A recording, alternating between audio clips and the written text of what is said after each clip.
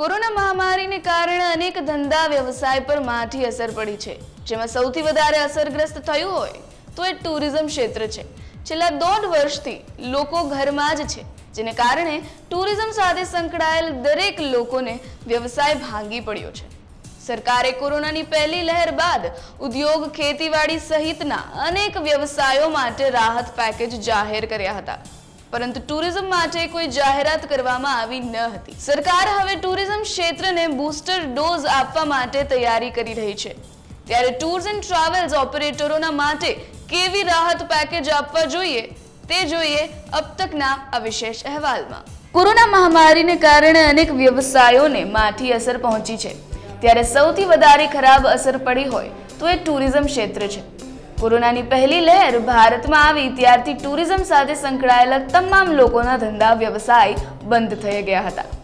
Tourist guide હોય કે પછી ટેક્સી સંચાલક હોય કે પછી બુકિંગ કરતી કંપની હોય, દરેકને માઠી અસર પહોંચી છે।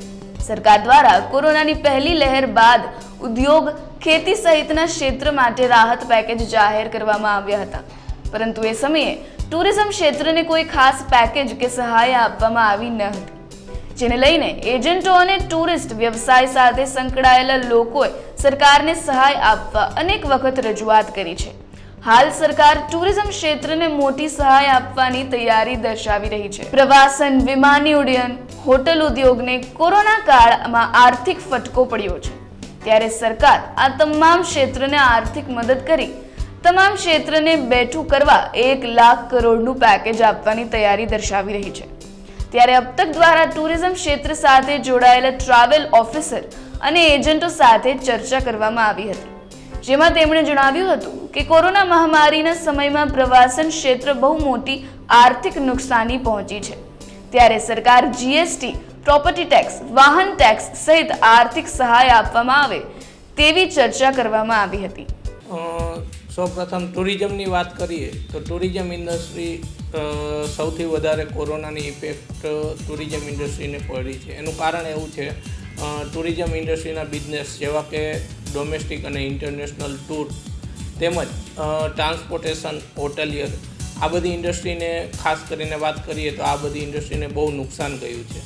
એના કારણ જણાવીએ તમને તો કે ફ્લાઇટ 2 વર્ષથી વધારે અમારે ગઈ સમર સિઝનથી લઈ અને આ સમર સિઝન સુધીમાં કોઈ એવો બિઝનેસ મળ્યો નથી, જે માની લ્યો કે જે રેગ્યુલર દિવસોમાં 100% બિઝનેસ છે તેની કમ્પેરમાં કોરોનાના પીરિયડમાં 5% બિઝનેસ મળ્યો છે। પ્લસ જ્યારે વાત કરીએ તો બીજા other maintenance, office rent, electricity, GST, બીજા અન્ય વેરા, આ બધું તો કન્ટિન્યુ જ છે। મારા મત મુજબ જોઈએ તો એમાં સૌપ્રથમ તો જે ગવર્મેન્ટે ટેક્સીસ જે લીધેલા છે તે રિવર્ટ બેક તરીકે અથવા તો એક રિફંડ કરવા જોઈએ, તેમજ અમુક યોજનાઓ બહાર પાડવી જોઈએ કે સપોઝ કે ડોમેસ્ટિક પેકેજ છે તો આટલા રૂપિયાનું તેમાં વળતર સરકાર તરફથી મળે, ઇન્ટરનેશનલ પેકેજ છે તો એમાંથી આટલા રૂપિયાનું વળતર સરકાર તરફથી મળે, એ રીતે સરકારનું પ્લાનિંગ થવું જોઈએ એવું મારું માનવું છે। જીએસટીને વાત કરી તો કે ટુરિઝમ ઇન્ડસ્ટ્રીને ઊભું કરવા માટે જે ગયા વર્ષમાં જે ટુરિઝમ ઇન્ડસ્ટ્રીને કોઈ બિઝનેસ થયો જ નથી તો તેમનું જીએસટી રિફંડ નહીં, પણ આવતા 2 વર્ષ સુધી જ્યારે રેગ્યુલર બિઝનેસ થઈ જાય ત્યારે આવતા 2 વર્ષ સુધી જીએસટીની માફી મળે અથવા તો ટેક્સમાંથી મુક્તિ મળે, ટેક્સ વેવિયર મળે તો ટુરિઝમ ઇન્ડસ્ટ્રી ઊભું થવાના ચાન્સ ઘણા બધા વધી જશે। જો ટેક્સ માફી હશે તો લોકો ફરવા જશે, પ્લસ એજન્ટ પણ એ રીતના આખા થોડા ચીપ પેકેજ ગોઠવી શકશે, જેથી ટુરિઝમ ઇન્ડસ્ટ્રી પાછી વેગવંતી બની શકશે। મારું નામ છે દિલીપ મસરાણી, મારી ફર્મનું નામ છે favourite tours and Forex private limited Rajkot. હું આ ફર્મનો મેનેજિંગ ડિરેક્ટર છું। ઓર એન્ડ અબાઉ અમારું એક એસોસિએશન છે, દેટ ઇઝ સ્ટાફી Travel Agent Federation of India, જેની અંદર ઇન્ડિયાના 1400 લીડિંગ ટ્રાવેલ એજન્ટ એ એસોસિએશનના મેમ્બર છે। એનો હું રાજકોટ સિટીનો સિટી કન્વીનર છું। ટૂર્સ એન્ડ ટ્રાવેલ્સ બિઝનેસ છે એ કન્ટ્રીની ઓલમોસ્ટ 10% જીડીપી ક્રિએટ કરે છે, એ છેલ્લા 1.5 વર્ષથી ટોટલી બંધ થઈ ગયું છે। અને સૌથી વધારે 10% ટોટલ જે સ્ટાફ છે ઇન્ડિયાનો, ટોટલી જે વર્ક પાવર છે એનો 10% જે ટુરિઝમ સેક્ટરમાં હોય. એટલે એમાં તમે ટુરિઝમ ઓફિસની અંદર જે કામ કરતા લોકો હોય એ હોય, પછી એને રિલેટેડ ટૂરની અંદર આવતા ગાઈડ કે ટૂર મેનેજર કે એ લોકો હોય, એની સાથે એફિલિએટેડ જે ટેક્સી કે કારનો બિઝનેસ હોય એના ડ્રાઈવર્સ હોય. આ બધા લોકોની આજીવિકાને બહુ મોટો પ્રોબ્લેમ સહન કરવો પડ્યો છે. એ લોકો બધા આજીવિકા વગરના થઈ ગયા છે. જે લોકોએ લોન લઈને પોતાના વેહિકલ કે ઓફિસીસ કે બધું લીધું છે પર્ટિક્યુલરલી, એને કોઈ પણ પ્રકારની રિલીફ હજી સુધી મળી નથી, અને એ બધાએ પોતાના વાહનોને વેચવાનો વખત આવ્યો છે એવું બન્યું છે. એકચ્યુઅલી જો ગવર્મેન્ટ આવો કોઈ પેકેજ આપવા માટે સિરિયસ હોય તો અમે લોકોએ બધાએ સૌથી પહેલાં GCCI ની સાથે મળીને એક આખું રિપ્રેઝન્ટેશન ગવર્મેન્ટને મોકલેલું, જે મુજબ સૌથી પહેલાં જો અમને રાહત આપવી જ હોય તો જે કોઈ પોતાની પ્રોપર્ટી આ ધંધામાં લઈને બેઠા છે એને 2020-21 અને 2021-22નો પ્રોપર્ટી ટેક્સ ટોટલી માફ કરવો જોઈએ, એવી પહેલી રિક્વાયરમેન્ટ્સ હતી. જે મોનિટરી બેનિફિટ્સની મુજબ વાત કરીએ તો દરેક ઓફિસીસ, દરેક ઓર્ગેનાઇઝેશન જે છે ટ્રાવેલ અને ટુરિઝમને લગતું, એનો 35% સેલેરી છે એ ગવર્મેન્ટે સબસિડાઇઝ કરવો જોઈએ. એટલે 35% છે એ ગવર્મેન્ટ તરફથી આપવા જોઈએ અને 65% એ ઓર્ગેનાઇઝેશન પે કરે, એવું કંઈક ગોઠવવું જોઈએ. This is second thing. GST business થશે તો GST આવશે.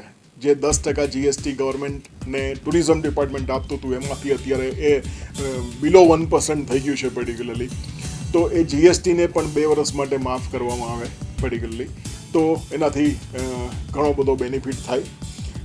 આ સિવાય જે લોકો bus operator, taxi operator, car operator છે એનો RTO ટેક્સ 2 વર્ષ માટે ટોટલી માફ કરવામાં આવે. કારણ કે આજે સપોઝ ઘણી વખત એવું બને કે એનો 1 મહિનાનો જેટલો ટેક્સ હોય એટલો 1 મહિનાની અંદર બિઝનેસ પણ નથી થઈ શકતો એકચ્યુઅલી, અને એના હપ્તા પણ નથી ભરાતા.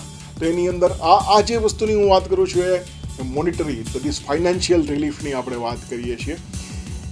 ફાઇનાન્શિયલ રિલીફ સિવાય આપણે આને બીજી રીતે જો મૂલવીએ પર્ટિક્યુલરલી, તો ગવર્મેન્ટે ટુરિઝમ બૂસ્ટ કરવા માટે શું કરવું જોઈએ? કે સૌ પ્રથમ તો જે નેગેટિવિટી અત્યારે માર્કેટની અંદર પ્રિવેલિંગ છે, જે અત્યારે લોકો અનુભવી રહ્યા છે કે આમ ન કરાય અને લોકો ડરી ગયા છે, એ ડરને દૂર કરવા માટે ગવર્મેન્ટે શક્ય એટલા વધારે પ્રયત્ન કરવા જોઈએ, ટુરિઝમ બૂસ્ટ કરવું જોઈએ.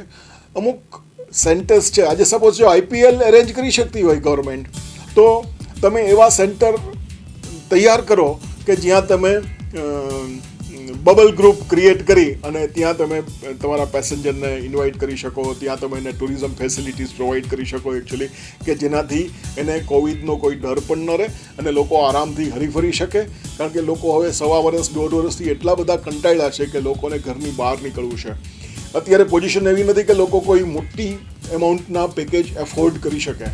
એટલે જે લોકો યુરોપ જવા માગતા હતા એ હાર્ડલી જઈ શકે, તો ઇન્ટરનેશનલમાં દુબઈ જઈ શકે, પણ ડોમેસ્ટિકમાં તે ફરવા માટે બહુ તૈયાર છે એકચ્યુઅલી. એટલે માટે જો ડોમેસ્ટિકમાં કાંઈ એને પેલું મળે. હવે અત્યારની પરિસ્થિતિને લઈને જે મેઇન પ્રોબ્લેમ છે એ RT-PCR ટેસ્ટનો છે.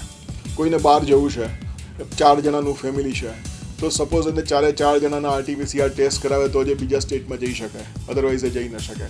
હવે 4 જણાના ટેસ્ટ અહીંથી કરાવે, ત્યાંથી રિટર્નમાં પણ 4 જણાના ટેસ્ટ કરાવે, અને આ ટેસ્ટ ઘણી વખત એવું બને છે કે 100% શ્યોર ન હોય તો એકાદ જણાને પોઝિટિવ આવવાનો ચાન્સ રહે.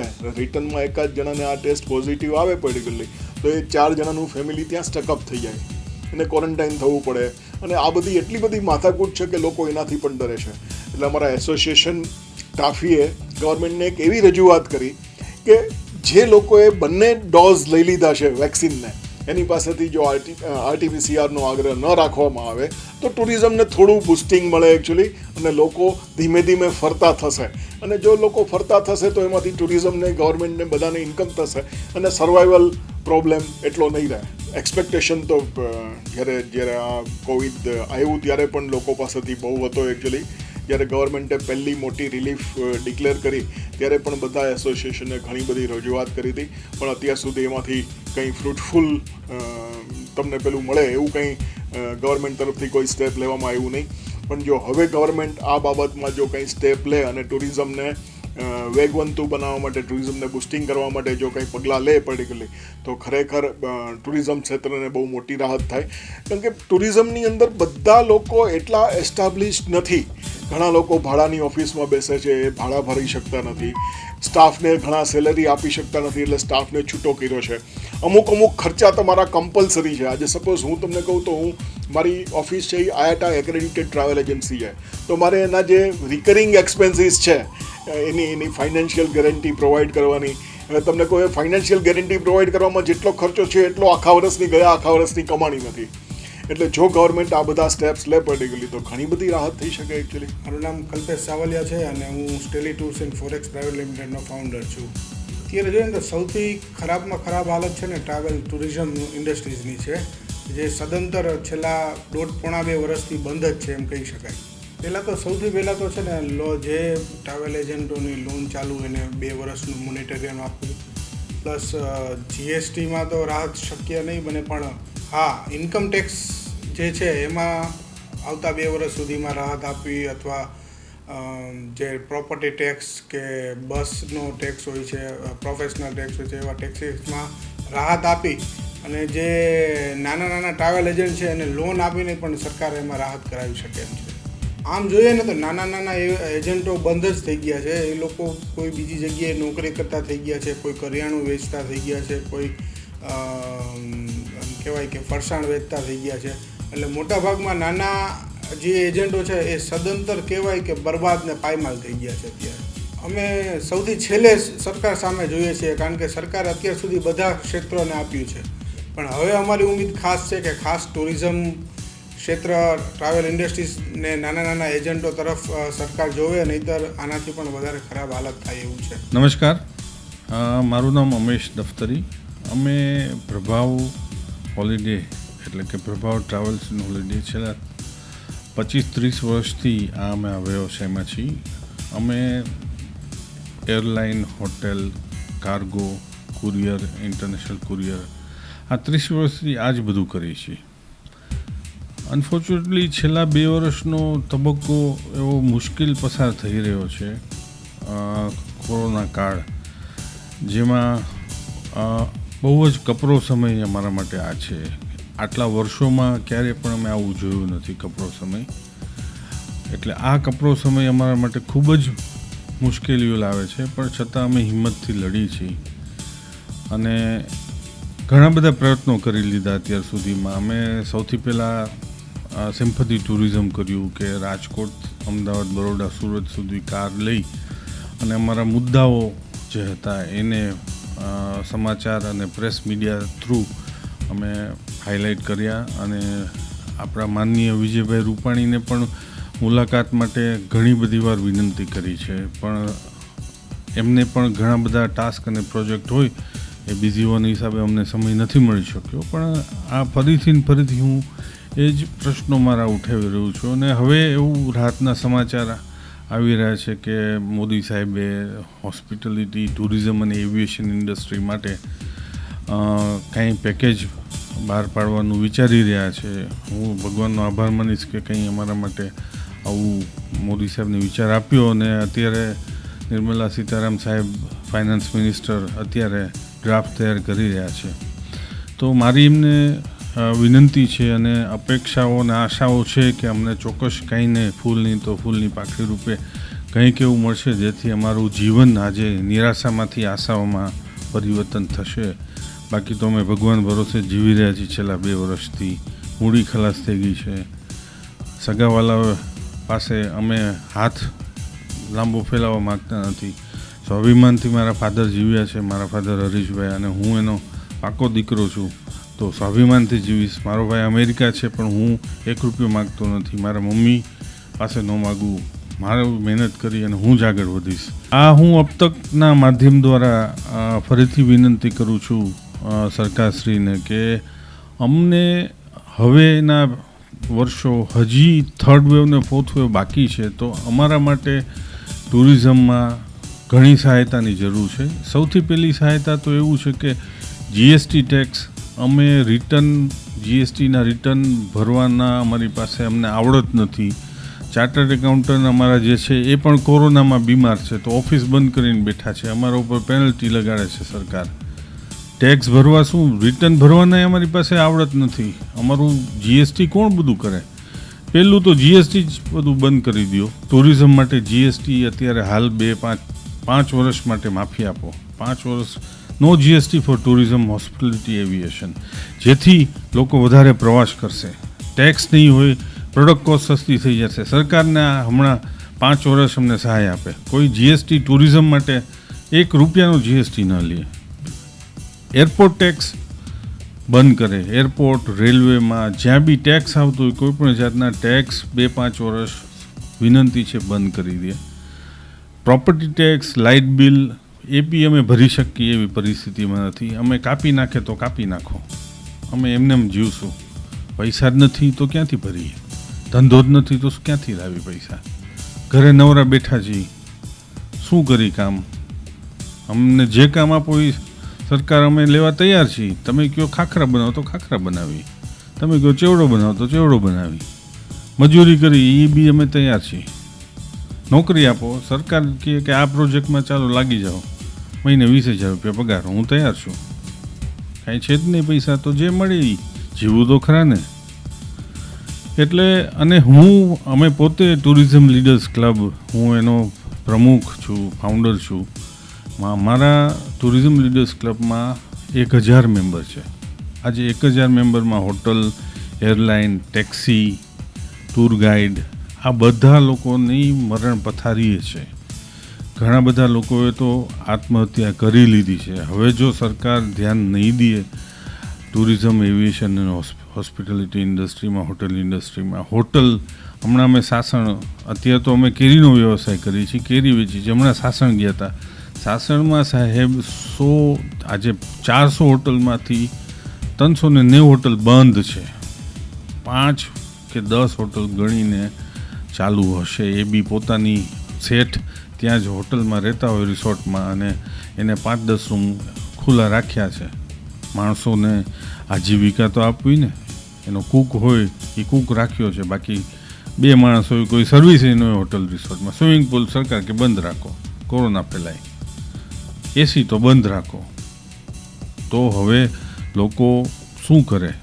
કસ્ટમર અમારી પાસે આવતા જ નથી, ગ્રાહક ફોન નથી આવતો. તો હવે અમે સામે જ ફોન કરી ઉપાડતા નથી કે અત્યારે ક્યાં જાય. ઘરની બહાર નીકળવું મુશ્કેલ છે તો ફરવા ક્યાં જાય? અમારી સરકારશ્રીને વિનંતી છે કે આનો રાતોરાત અમલ કરે. હવે ઓપ્શન જ નથી. રાહ જોશો, લોકો વધારે ને વધારે મુશ્કેલીમાં મુકાશે. એટલે હવે કાલ થતું તો આજે શાંતિ જ કરી દો એપ્લાય, તરત જ ઇમિડિયેટ એક્શન. કોઈ બેંક લોન નથી આપતી.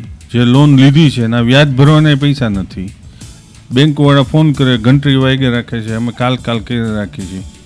અમે વેપારી પાસેથી કામ કરેલું છે એને દેવાના પૈસા નથી. એ ફોન કરીને મેસેજ કરે કે ભાઈ ઓલા આપણે તમે ઉત્તરાંચલ ગયા હતા એના ટેક્સીના પૈસા તો મોકલો.